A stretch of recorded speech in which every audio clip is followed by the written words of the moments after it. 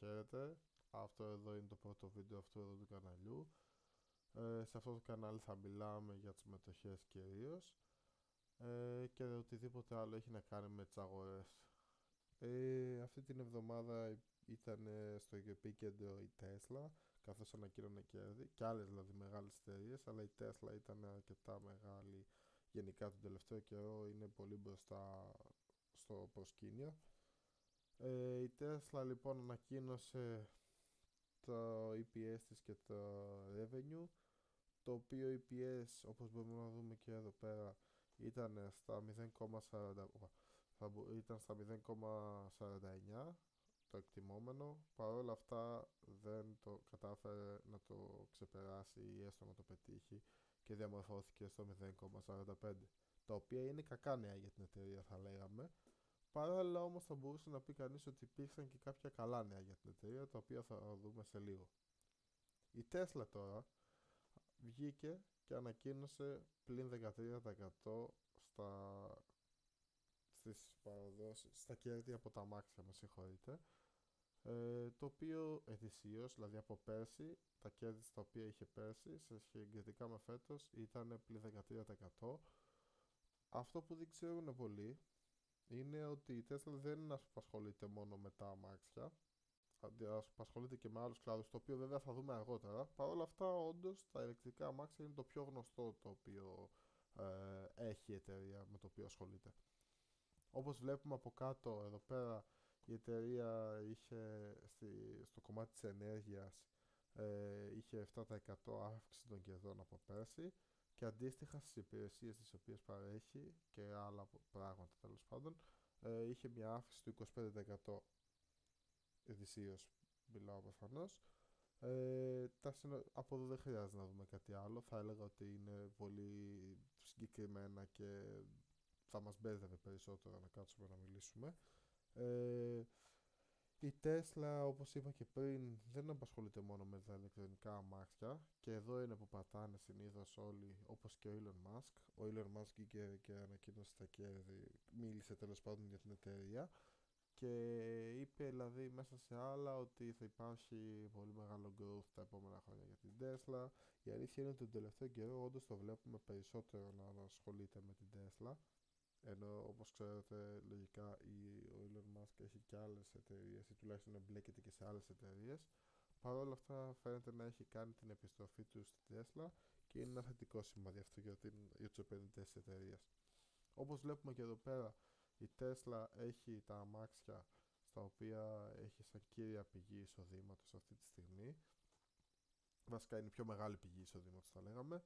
Παράλληλα όμως έχει και τους φορτιστές για τα αμάξια, έχει την αποθήκευση ενέργειας, τα ηλιακά πάνελ και άλλα πράγματα τα οποία προφανώς δεν έχουν βγει όλα στην αγορά αυτά που βλέπετε.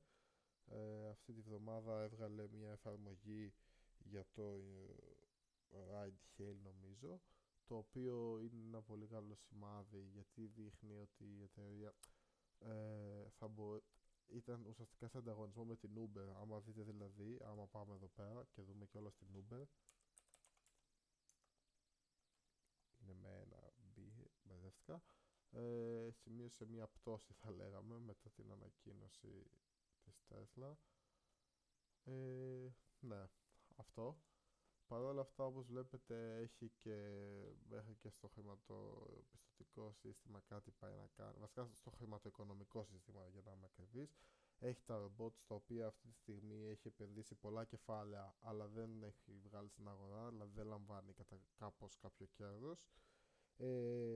Μία θετική αλλά παράλληλα και αρνητική ανακοίνωση είναι η μείωση των τιμών στα μοντέλα X, Ψ και Σίγμα, S βασικά, στο οποίο από τη μία πλευρά πολλοί λένε ότι η Tesla τα βρίσκει σκούρα και δεν θα μπορέσει δεν μπορεί να ανταγωνιστεί πλέον τις άλλες εταιρείες, οπότε αναγκάζεται να ρίξει την τιμή της.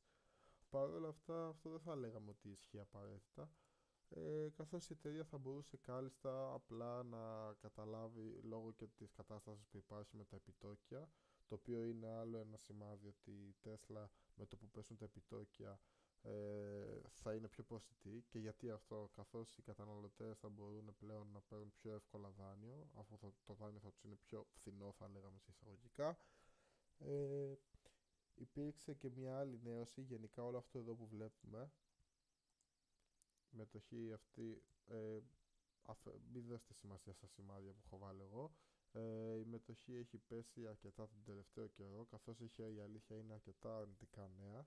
Όπως βλέπετε εδώ πέρα υπάρχει μια τρελή πτώση, το οποίο μέσα σε όλα αυτά που βλέπετε από την αρχή του χρόνου, πριν κάνα μήνα περίπου βασικά, ανακοινώθηκε ότι η εταιρεία απέλυσε το 10% του προσωπικού της, το οποίο προφανώς δεν είναι καλά νέα για την εταιρεία και γενικά και για τους επενδυτές της εταιρείας. Το θέμα είναι ότι ο Elon Musk έχει βγει όμως πολλές φορές και έχει πει ότι η Tesla δεν θα έπρεπε να συγκρίνεται ως εταιρεία με αμάξια, αλλά κυρίως ως εταιρεία τεχνολογίας. Και αυτό το λέει καθώς έχουν βγει πάρα πολύ στον κόσμο και έχουν πει ότι είναι η τρελή αποτίμηση της Tesla σε σχέση με, για παράδειγμα, τη Ford ή κάποια άλλη εταιρεία με αμάξια. Αυτά όσον αφορά την Tesla θα λέγαμε.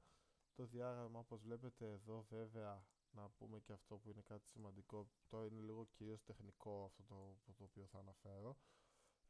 Η Tesla βλέπουμε ότι και το 2020 που ανέβαινε μέχρι και το 2021, τέλη του 2021 ανέβαινε, θα μπορούσε να πει κανείς ότι υπήρχε μια υπερβολή από την εταιρεία, από τους επενδυτές βασικά προς την εταιρεία, καθώς δεν θα έλεγε κάποιος ότι όντως μπορεί να άρχιζε τόσο πολύ εκείνη τη στιγμή. Απλά υπήρχε ένας μεγάλος ενθουσιασμός, ήταν που μόλις είχε αρχίσει να γίνεται γνωστή, είχε σταματήσει να είναι εταιρεία η οποία ζει πλέον με χρέη. Αυτή τη στιγμή η εταιρεία δεν έχει χρέη.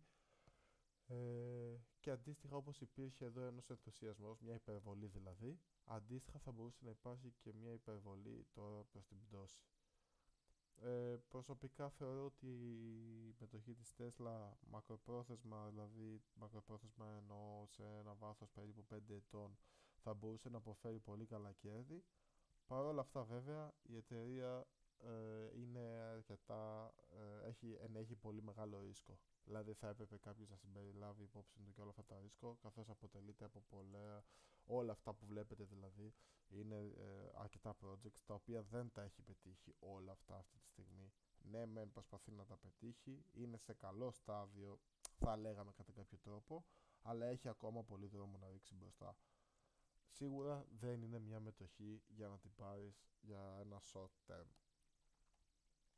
Άμα κατέβουμε πιο κάτω, πέρα από τις φωτογραφίες από το Cyberbank τις οποίες έχουν ανεβάσει για κάποιο λόγο, όχι εντάξει, είναι το μοντέλο το οποίο πριν από λίγους μήνες έβγαλαν στην αγορά, οπότε προφανώς και όπου βρίσκουν ευκαιρία το διαφημίζουν.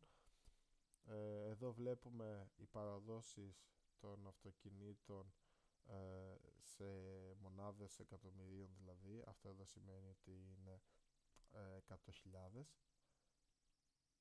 πόσο έχει γίνει δηλαδή το delivery, οι παραδόσεις των αμαξιών. Εδώ βλέπουμε το free cash flow, οι ελεύθερες ταμιακές ροές δηλαδή, και εδώ βλέπουμε ας πούμε στο μπλε το καθαρό εισόδημα το οποίο είχε η εταιρεία ανά τρίμηνο.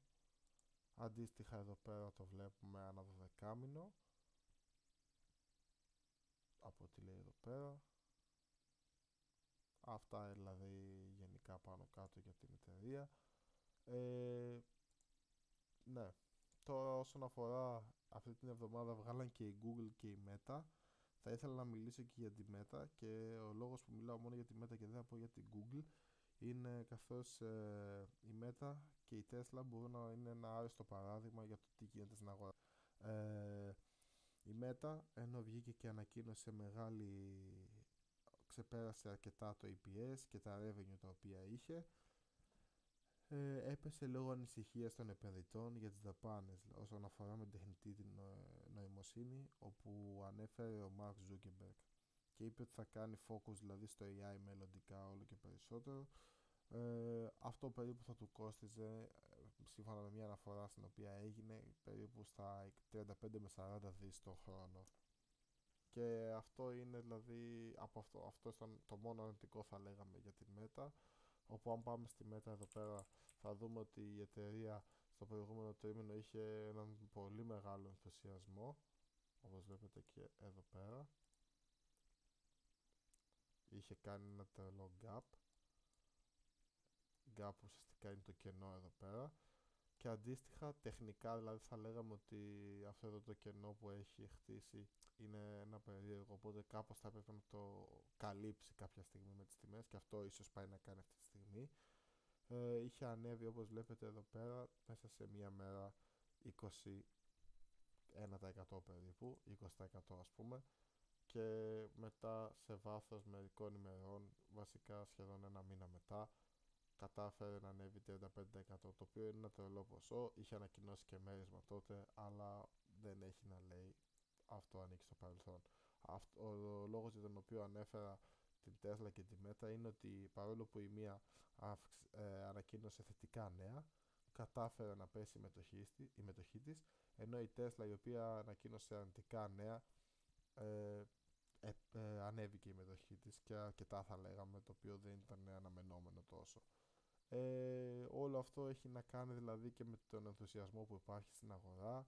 Σίγουρα έχει να κάνει και με το CEO της κάθε εταιρείας. Ο Elon μας έχει συνηθίσει στο να προβάλλει όλο και πιο ωραία και πάντα να μιλάει για τους μελλοντικούς στόχους της Tesla. Αυτά θα έλεγα. Αυτό είναι το πρώτο βίντεο του αυτού εδώ του καναλιού. Σίγουρα θα μπορούσα να έχω κάποια περιθώρια βελτίωση στο μέλλον. Άμα έχετε κάτι να μου προτείνετε, θα μπορούσα να το κάνω, εννοείται, πείτε το μου στα σχόλια. Ευχαριστώ πολύ για την προσοχή και τον χρόνο σας. Κάντε ένα like άμα σας άρεσε το βίντεο. Αφήστε ένα σχόλιο, όπως είπα, άμα θέλετε κάτι να αλλάξω ή να βελτιώσω. Και άμα θα ήθελες να ενημερώνεσαι για τις μετοχές, θα εκτιμούσα πολύ άμα έκανες μια εγγραφή στο κανάλι. Αυτά από μένα.